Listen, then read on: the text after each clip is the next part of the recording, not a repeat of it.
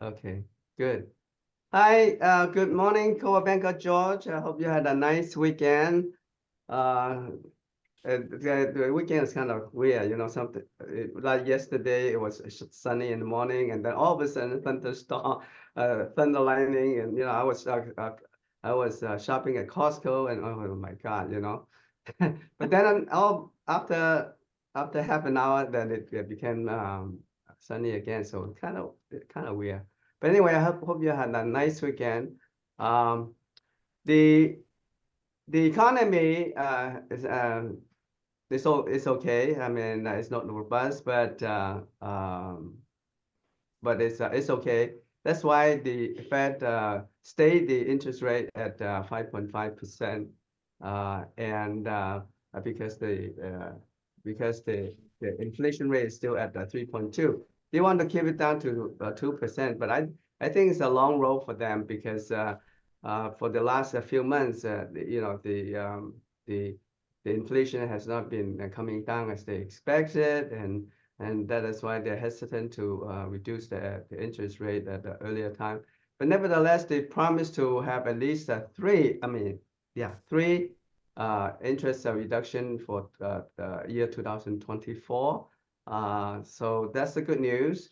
But when, we don't know, So they're thinking of June, but never know because, if they can not tame the inflation rate, they will have to push it back in the later dates as well. But let's keep our fingers crossed. The activities in the commercial as well as in the residential real estate seems to be picking up a little bit. We have a better activity in both offices, and so that's a good news. Hopefully that trend will sustain. But March to October are the best month for real estate. So do get your business in before the year end. Okay. All right. Let's welcome the affiliates. We have quite a few today, right? And let's start with Nancy. Nancy. Good morning, everybody. Nancy Chan, lawyer's title. Like Peter said, economy is good. People are still buying and selling. You just have to go out and get more listings. And if you need any farming packages, let me know. Thank you so much. Thank you, Nancy. Mary, good morning. How are you today? Good morning, everyone. Marie Paramore, Tempo Escrow, here to help you grow your business. What can I say about the market? It's still alive. It's a little slower. Absolutely, yes, it is. It just means that we have to work a little bit hard, stay a little bit more diligent to getting out and farming, cold calling, reaching out to our sphere of influences. If there's any way I can help you with your business, please feel free to call me. If you have a listing, let me know. I can prepare you a settlement statement for your client. In this market, your client's always going to think their home is worth more than it actually is. Let's bring them in the facts with a settlement statement so that we all look like the smarter ones. So whatever you need, we're here for you. Have a great week, and happy Easter to everyone coming up soon. So thank you. Thank you, Mary. Is the mobile home still pretty robust? Yeah, I think we're seeing a total turn on mobile homes because of the real estate market. I think you're able to demand bigger commissions in mobile homes now because of the real estate market. I'm seeing it. And I think that's just kind of where agents are going right now. Yeah. But a lot of people wants to buy the mobile home park though. It's not the mobile homes. What do you think? They're just a lot harder to find. Yeah.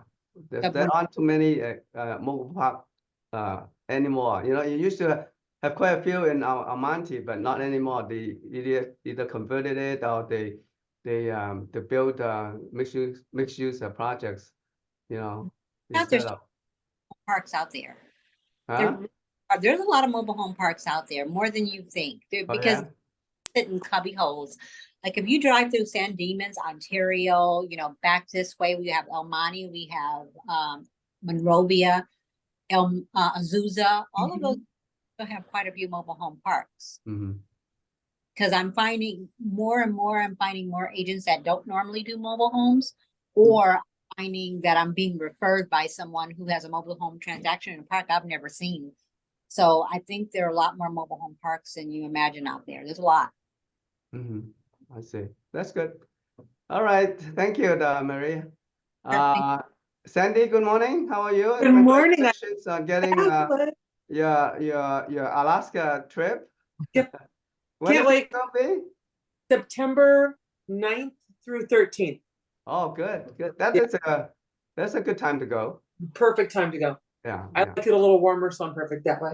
yeah. And you know, I get a lot of home warranty orders for mobile homes also. You know, it is, they are affordable, and people, it's a place to live.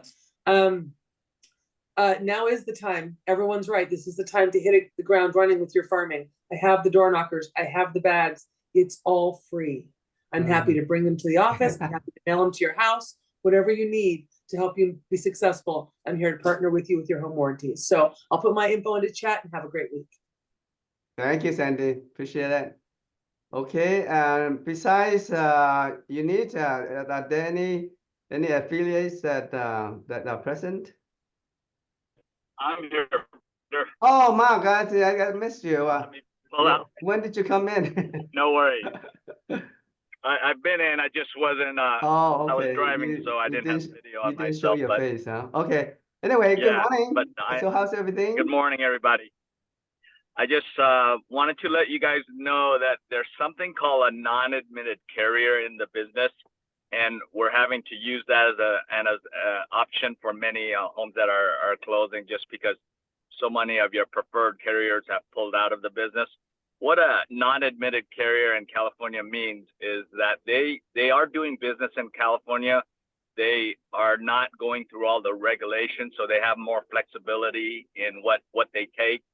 Sometimes, or oftentimes, their premiums are higher, but it's a lot better policy from my standpoint than the fair plan, because it's one policy versus two that you need when you have the fair plan, because there's gaps. And also it's easier for us to close with those.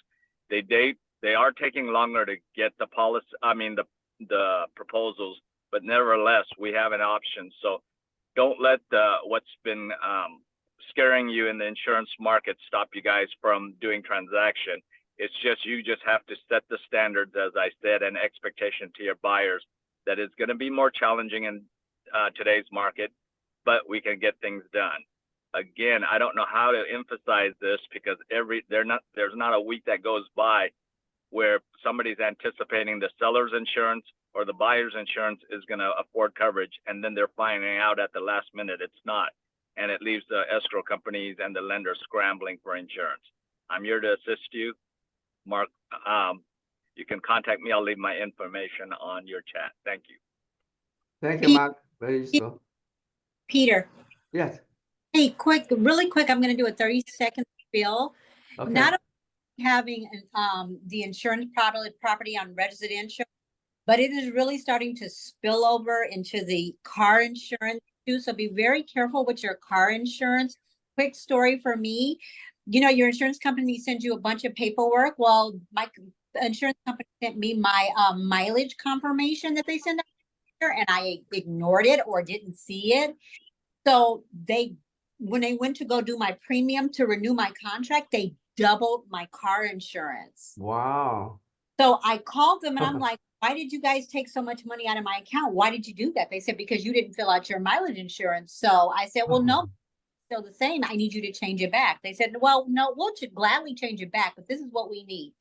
We want a photocopy of all of your odometers on your vehicles.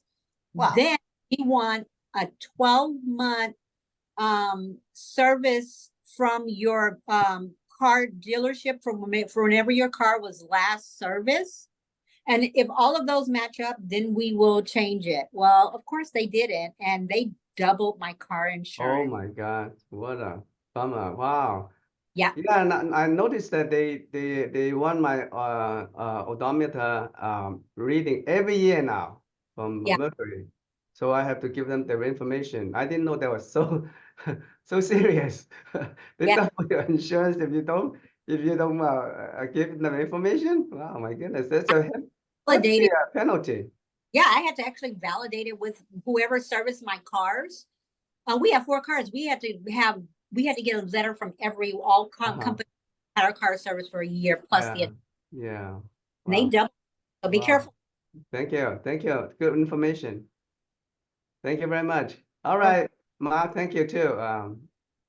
All right, I think that's all the affiliates besides UNITA. As I said, UNITA is going to be our affiliate spotlight speaker today. And UNITA is from the Home Warranty of America. That's the only 13-month warranty, right, UNITA? Yes, 13, not 15. 13, only 13. Thank you, Peter. And go ahead. It's a floor is yours. Peter, is there any like a share screen that I could be able to get, or like it's not?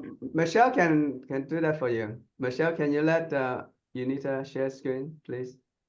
Thank you. Yeah, just go to participants and then, yeah, Michelle, you have to unmute yourself. Unita, you're now co-host, so you should Thank be you. able to share screen. There we go. Well, hello, good morning, everyone. My name is Unita Wu. I'm with Home Warranty of America. Like Peter was saying to me, we are 13 months home warranty, so we do give additional 1 month free.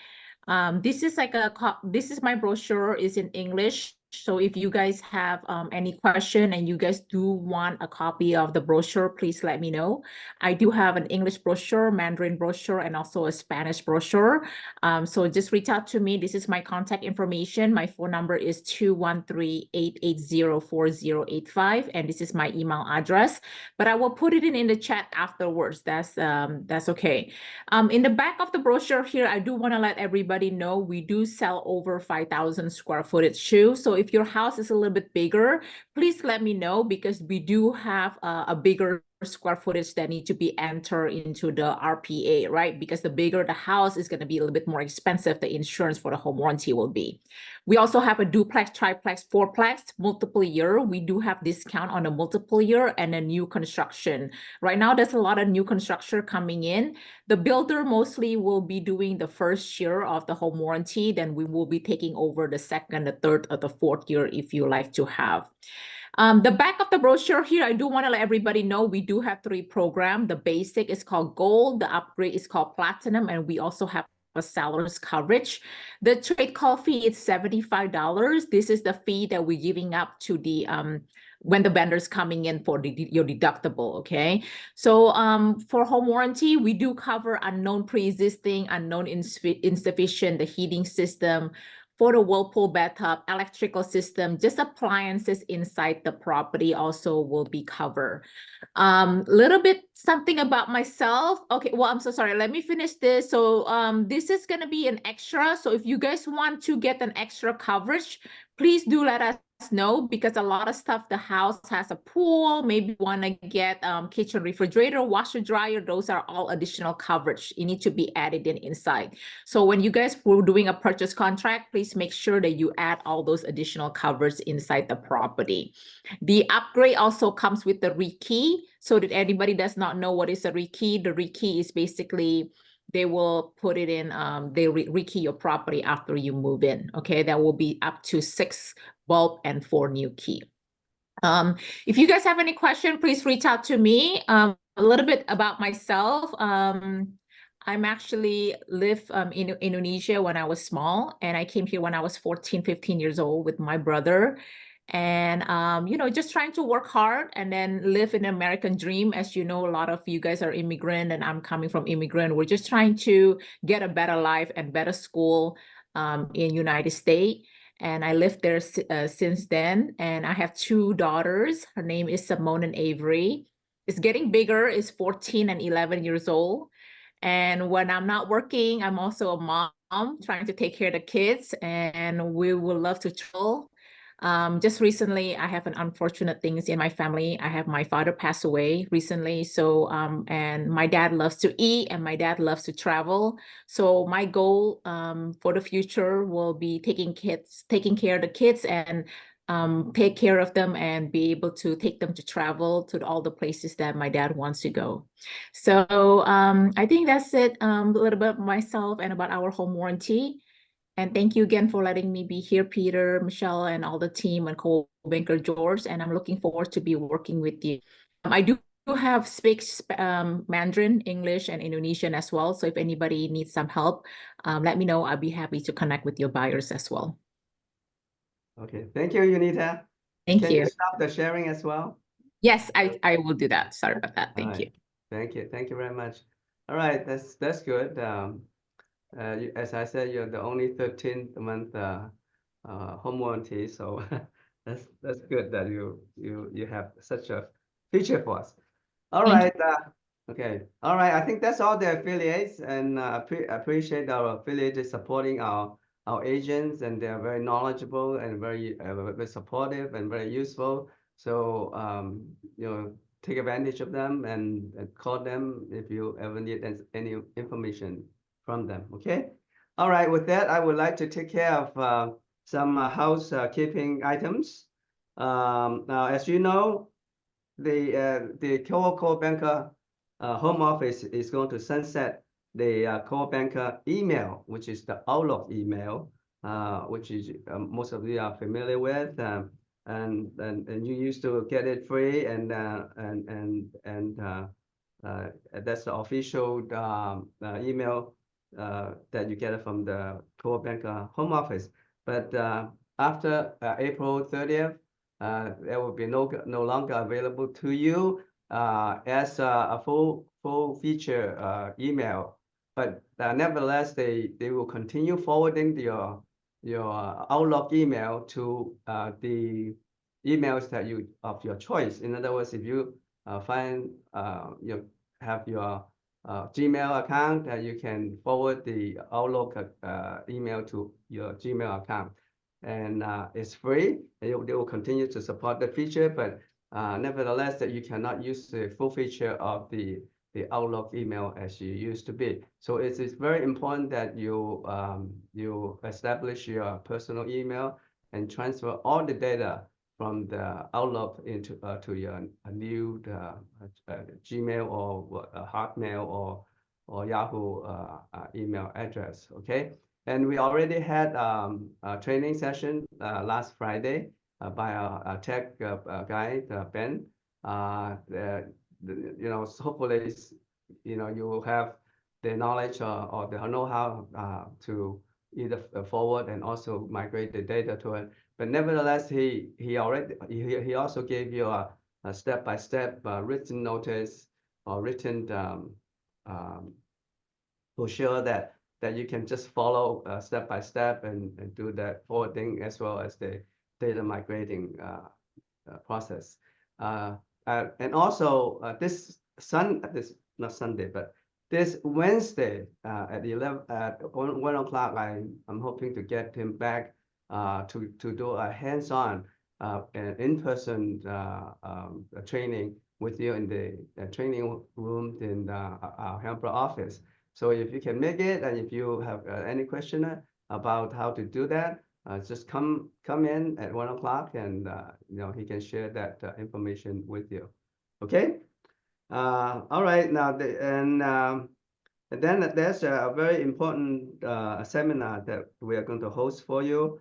It is the risk management seminar, which is we do it every year, and it's given by our corporate counsel Brian Smith, and as most of you has already had him for the seminar. He's very knowledgeable, very courteous, and very articulate, and he's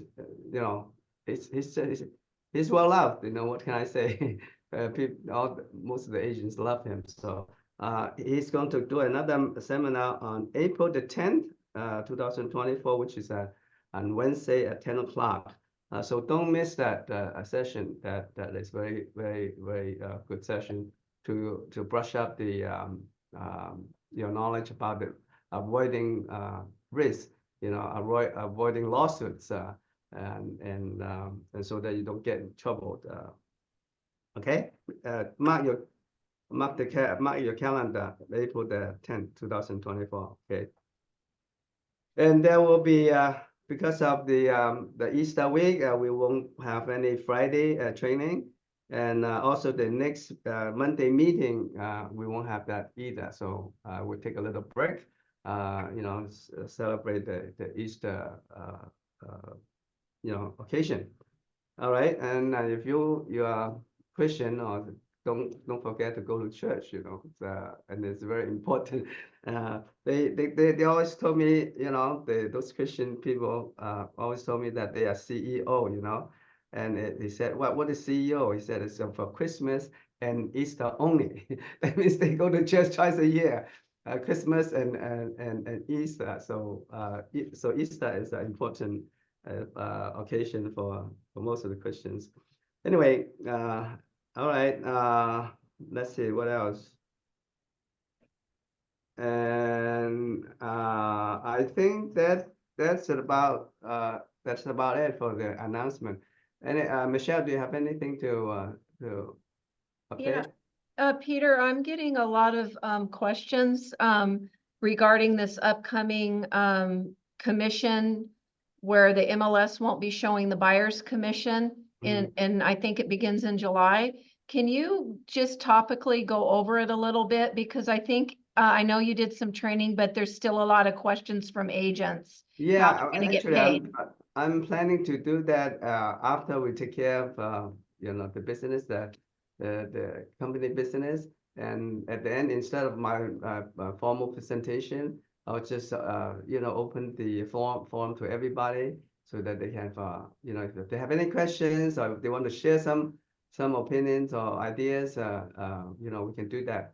That will be in the second half of our meeting. Great, Okay. thank you. Yeah. All right. Okay.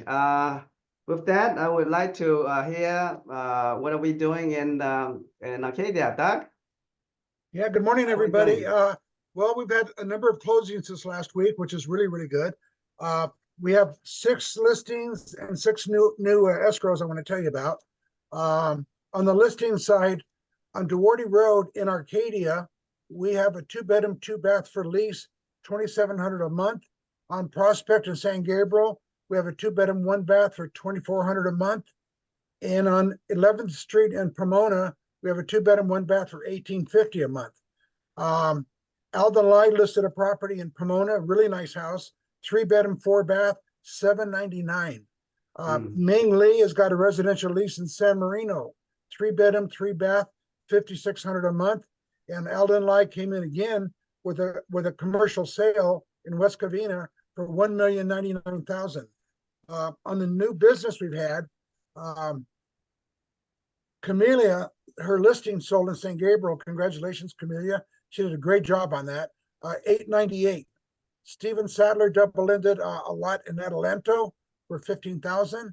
Kathy Chu did a lease in Rancho Cucamonga, $3,000. And Alden Lai and Rita Chow got together and did a commercial lease. I'm not sure if it's 5 or 10 years, but I understand it's over a $20,000 commission. $12,351 a month in Upland, commercial lease. And Paxton had a listing in Covina. It sold for $748. And somebody who doesn't want to be mentioned had a luxury condo in Pasadena, and it sold for $1,900,000. So things are booming here in Arcadia. You guys get out there and talk to your sphere of influence. Really, really important. Okay. And good luck to everybody and happy Easter. Oh, thank you, Doug. Our business in Alhambra is picking up too. So believe it or not, we have 1, 2, 3, 4, 5, 6, 1, 2, 3, 4, 5, 6, 7 listings. Actually, 3 of them from Nina Su. She is for the property at Chapel Avenue. As you know, that we have a mixed project. Actually, James has a mixed-use project in our Alhambra, Chapel Avenue in Alhambra, and Nina is in the process of selling those condos. Those condos are pretty pricey too. It's a good condo, very upper end. They're selling for $950,000.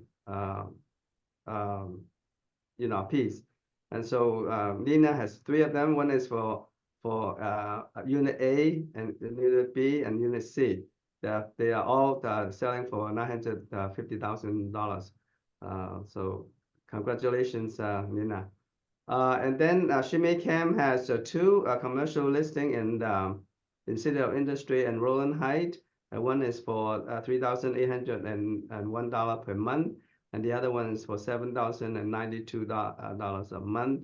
And usually this kind of commercial is 5 or 10 years lease. And she's getting like 2.5% on both ends. So that's a good listing for the commercial lease. Actually, she has 3. Sorry, the other one is also in the City of Industry for $5,468 a month. So congratulations, Shimei. And then Sunshine Garden has the residential listing for $615,000 in Riverside. So that's good. Congratulations too. And then we have 4 sales this week. The first one is in Pasadena by Hugo Child for $685,000 as a condo unit. And the other one is for also a condo units for $610,000 by Anna Lazada, located in 580 West Main Street in Alhambra. And then the next one is $2.525 million residential for Kathy Wong in Whittier. That's a pretty good sale, and she get 2.5% commission. Not too bad. And the last but not the least is Nina Xu. She's sold the condo at Chandler, which is James Charles project in Monterey Park, $710,000. So that's good. As I said, the business is picking up.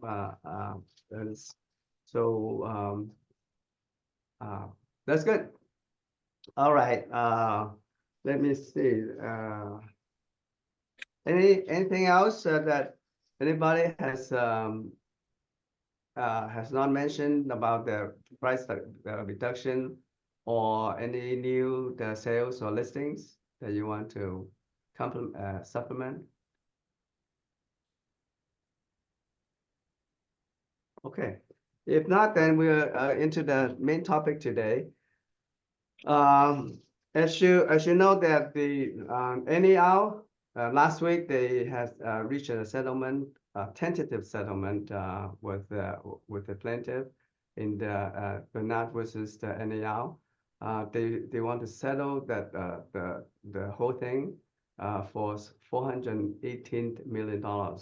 Now, once that came into the news, they created a lot of panic among the agents, saying that because the news was portraying that our 6% commission is gone. We cannot charge 6% anymore, and also they said that, well, because you cannot charge 6%, the commission is going to drop at least 1/3. And then there'll be a lot of agents leaving the industry. They make it such a doomsday scenario, which is really uncalled for, because that's not true at all. Actually, the settlement by the NAR is a good thing, because they make it more transparent. They want to get it all over with. Well, the plaintiffs already got a lot of money out of that. They get over $700 million as a settlement, and so they should be happy about that. And then it will clear everybody to return to their normal lives, and let's forget about the lawsuit and let's move on for more productive life, and that is good, that's exactly the same thing that the Anywhere, which is the core banker brand, settled with the plaintiff of the lawsuit for $85 million. The settlement of the term and settlements are almost the same. But anyway, yeah, there are three things that we have to be aware of the NER settlement. The first important thing is that you cannot advertise the cooperating commission in MLS anymore. It used to be that so if you have to put in the MLS on exactly what the seller would pay for the buyer's broker's commission, right? Like 2.5% or a certain amount in order to solicit the buyer's agents to work for to get a buyer for the transaction, right? But now you cannot do that, you cannot even say that you offer $5,000 to $10,000, and the NER agrees that they will never put that into MLS. So that's the first thing. The second thing is that now they mandate all the agent, okay, to use the buyer's representation agreement, which is the BRBC form. So they make it like a routine requirement for the agents in order that they have a more transparent transaction, and in order that they will not create any more lawsuits. So that's the second thing. The third thing, which is also very important, is that the NER negotiated a global settlement among all the NER or the CAR or all the association realtors under their umbrella, and all the brokerage that uses the ML as a member of the NER. For if they have a residential production of $2 million or less, and then this will be totally settled. In other words, the plaintiff cannot come back and sue them again, or sue them, not again, but to sue them anyway. So most of their brokerages in the area or in the nations belong to that category, because not too many brokerages has a residential production of $2 billion or more. So this is a good settlement for most of the brokerage, and so as a matter of fact, our company, Co-Banker George, is included in that category because we don't have a residential production of more than $2 billion. So for well, actually, so there's three things that we have to remember, and we just have to move on, bite the bullet and move on. But as I said, this is still pretty good good outcome for everybody. And but it's not totally settled yet. In other words, it's still pending on the approval by the court and also the DOJ, the Department of Justice. And sometimes the Department of Justice will come in and comment, but most likely it's going to pass, and it will become final in July of 2024. Okay. Let's keep our fingers crossed. Hope that will go through, and we'll move back to our normal life. Now, the biggest fear among the real estate agent is that the listing is that they said the listing agents cannot dictate 6% for the transaction. But that's nothing new. All along the commission has, is subject to negotiation between the seller and the buyer. And sometimes it's not, most of the time, we don't get the full 6% anyway, because the property value are so high now. Some of the houses are like $3 million, $4 million, $5 million.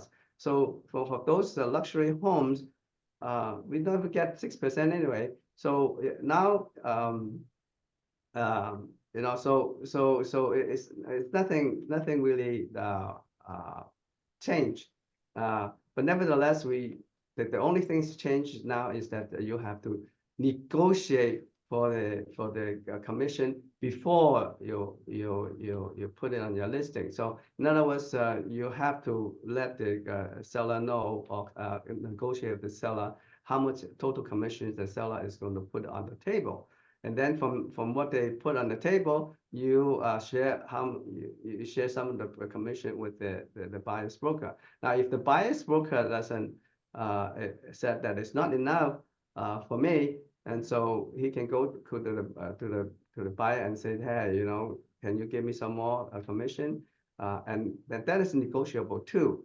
So as long as everything is transparent and it's fully disclosed, and it doesn't matter. It doesn't affect the commercial real estate. Commercial real estate is always you negotiated between the seller and the buyer. Anyway, so from before and after the lawsuit, so that has nothing changed at all. So after this, the things that the listing broker has to do, just follow the guideline, is that first of all, they have to negotiate with the seller what the total commission will be. And secondly, you have to determine what percentage of the total commission will be shared by the with the buyer's broker. Third, and you cannot advertise the sharing of the commission in an MLS. And also the NLR and the CAR suggest that you use, in order to satisfy the statute of fraud, you have to, they recommend you to use the forms, the buyer's representation and broker's compensation agreement, which is the BRBC. And the second form they should use, or the listing broker should use, is the anticipated broker's compensation disclosure, disclosing exactly what the buyer commission would be what the guy's buyer's broker would be getting the commission. The third one is the seller's payment to buyer's broker, which is clearly indicated what the seller will be willing to pay to buyer's broker. Now, the seller doesn't have to pay the buyer's broker at all. It's still it has to be negotiated between the seller and the buyer, and the buyer's broker. So this form, the PB, will indicate and clarify exactly what the seller is willing to pay for the buyer's broker. Okay, and then lastly, the buyer must disclose all commission received in any other source, so that there will be no secret profit by the buyer's broker. So as long as you follow this 3-step, actually 5 steps, you'll be safe. You just have to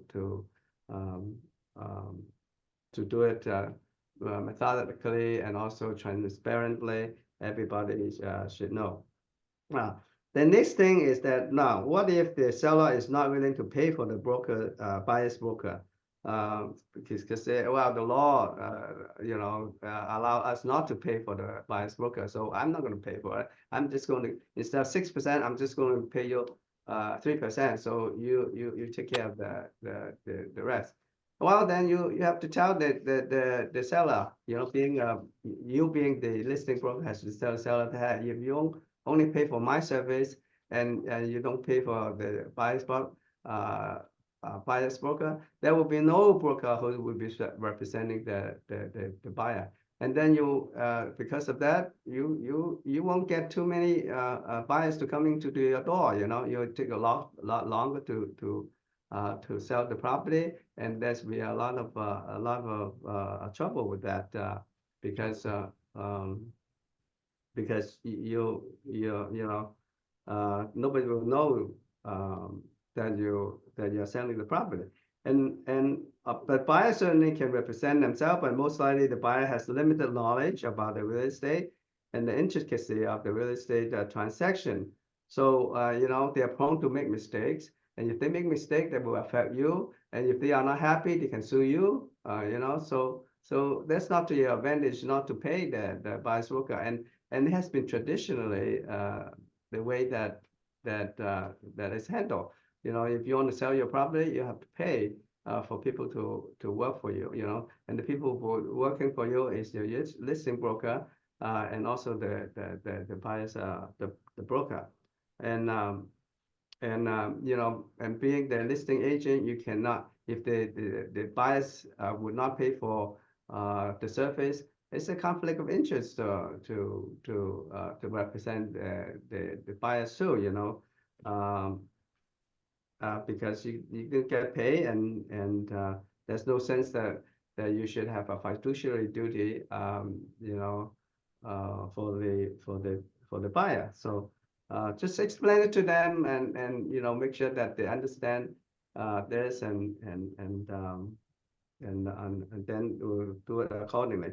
Now, the third question is that what about due agency? Now, due agency, we can still do it. Nothing changed. You can do it as long as you follow the guideline of the due agency. As long as you're fully disclosed and adhere to the strictly to the fiduciary duty to both the seller and the buyer, and that'll be fine. That's no problem. Now, in case the buyer wants to represent himself, what do you say to the seller? Well, then you being a listing agent, you have to clearly state that the buyer wants to represent himself, and you are not representing the buyer at all. So you have to put it in writing. Otherwise, the buyer will think that you represent them, you know, because you're transacting the business between the seller and the buyer. So you make sure you have that in writing that will satisfy the statute of fraud, and make sure that clearly understood that they are not representing the buyer. And you have to make clear to the seller too, and all the parties involved. Okay. Now, lastly, but not the least, you know, if you you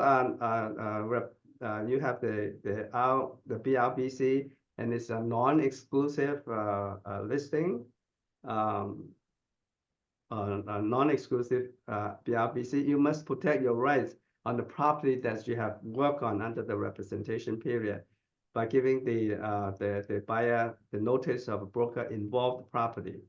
So that which is the car form NBIP, the notice of broker involved property. That tells you what kind of property you have been working on for the buyer. And in case the buyer wants to come back and buy the property from the seller, you are entitled to that commission. Okay, and this has been clearly stated to the buyer and the seller so that you can protect your right.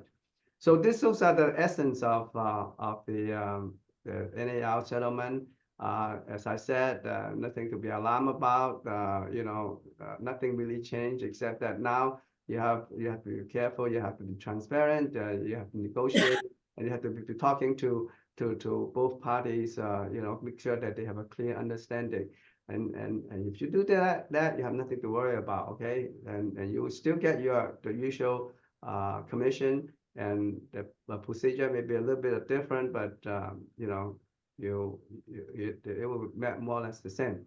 So now I will open the forum to everybody. And so, do you have any question or any ideas you want to share? Can you bring it up? Michelle, do you have any comments? So, yeah, so that's pretty clear. And then I guess that the mechanics of the forms, we can go over in a training well Mhm. prior to the July Yeah, switch, right? So yes, yes. we'll just do that and then, because I think like even me, I have to like physically be looking at the forms, but the mechanics of what you said makes a lot of sense. It's just now putting the form with it. So thank you. Yeah, that was Alright. clear to me. Yeah, yes.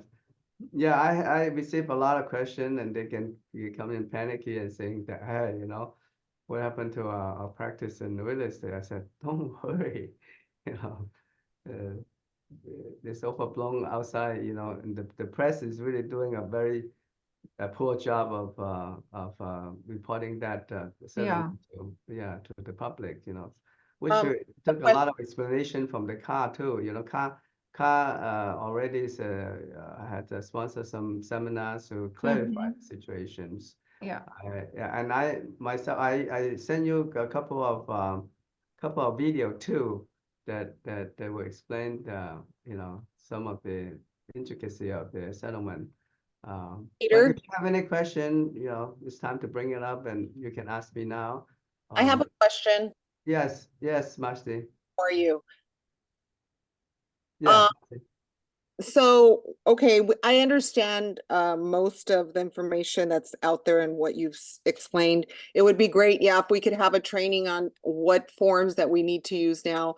And basically, I understand that when your client wants to see, if you're representing the buyer and your client wants to see a home, you would obviously call the listing agent, find out if there's any compensation for the buyer's agent.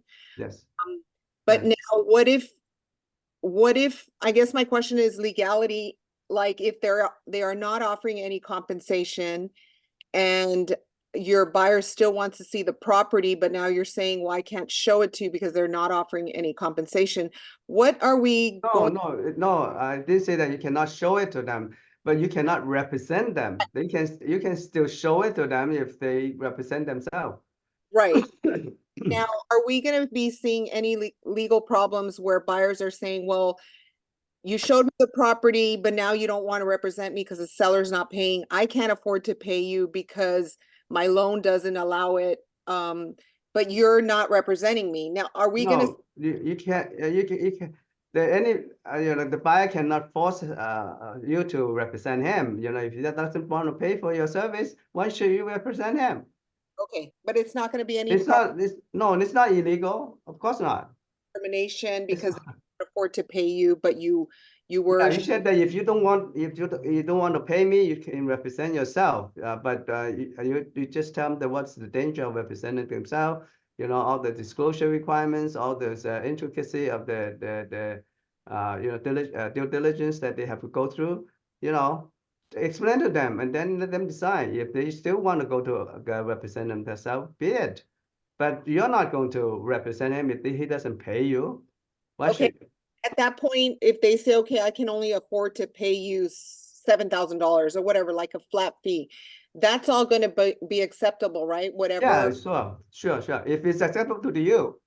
Yeah, it's not Yeah. going to be like, okay, so I can't pay you the 2.5%, but I can pay you $10,000 Yes, it's always negotiable. according to my loan or my lender. Right. All that's Right. negotiable. Okay, so I think it would be really great for agents, even like agents like me that have been around for a while, for us to have the training on what kind of forms and how to address, both the buyer and the seller when you're reaching out to find out about the compensation. Yeah. Okay, then we'll do that. No problem. Yeah, we'll have We'll that, find a Marcy. day. Yeah. Michelle will find a day, maybe one Yeah. of the Friday to train them. I think it's a good idea. Mm-hmm. The forms. There are only 5 forms that you should be you should use in conjunction with the BRBC. Okay, thank you very much. It's easy to do. Yeah. Okay, sure. All right. Anybody wants to share the experience or the ideas or comments? It's open forum. Peter, I do have a question. Yeah. I watched most of the video you sent, but what I'm wondering is when listings are still on the market at that cutoff date on the MLS, have they addressed how that will be handled? Like, If the- you know, it spills over into the time that there's gonna be a switch, but they had already been on the market. It's recommended that you should anticipate the you know, the deadline and negotiate before that expiration. Before the expiration that we Yeah, so can have the yeah, you should commission. have that all implemented before that expiration, which is July. Okay, so it sounds like people are gonna have to be ready before July because some Yes. listings may extend Yes, through yeah. July. Yeah, okay. Yeah. Mm-hmm. Because July will be finalized, you know, Yeah. everything. If it is approved, it will be finalized in July.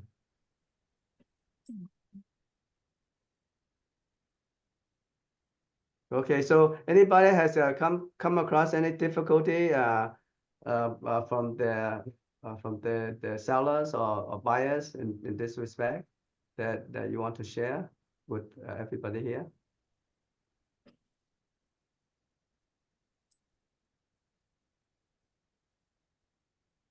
Yes, David. You have to unmute yourself. I would like to make a comment that the organization of CCIM and the commercial brokers are very, very deeply concerned that the judgment for residential agents and brokers are not properly considered for the commercial world, and they're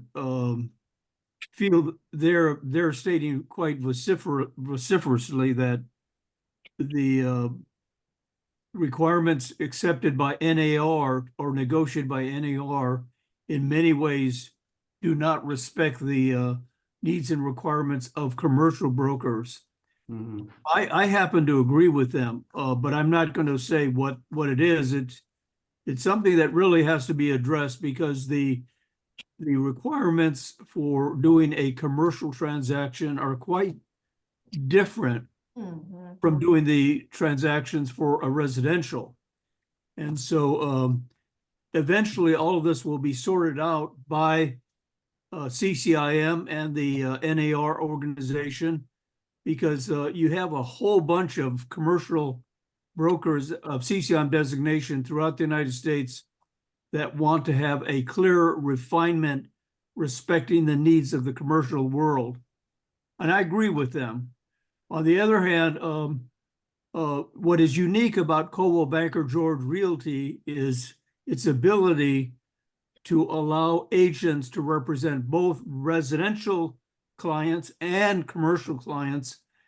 And with the benefit of having the president being a lawyer, a very, very astute, diligent lawyer, I think all of this will be sorted out in a professional manner for all of the agents, whether you are residential agents and focus on that, or you're a commercial agent, or you want to be a hybrid agent and do both. But I do recommend that each of the requirements for commercial transactions are quite different from in documentation.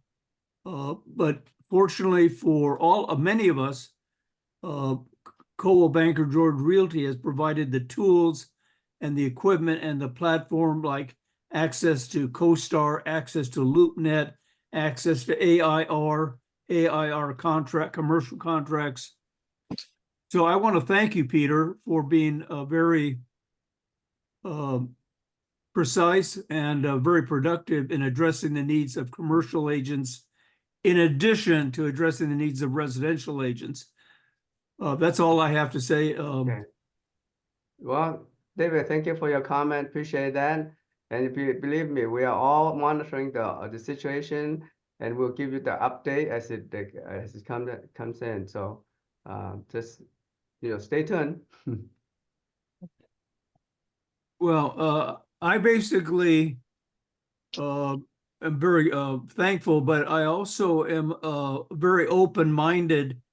If there are any residential agents that have questions about commercial, how to make the transition to commercial through the CCIM Institute and the CCIM classes, I would gladly volunteer my time as a volunteer just to sit down over a luncheon budget time or a luncheon appointment, and just give of my experience as a dedicated commercial broker. Okay.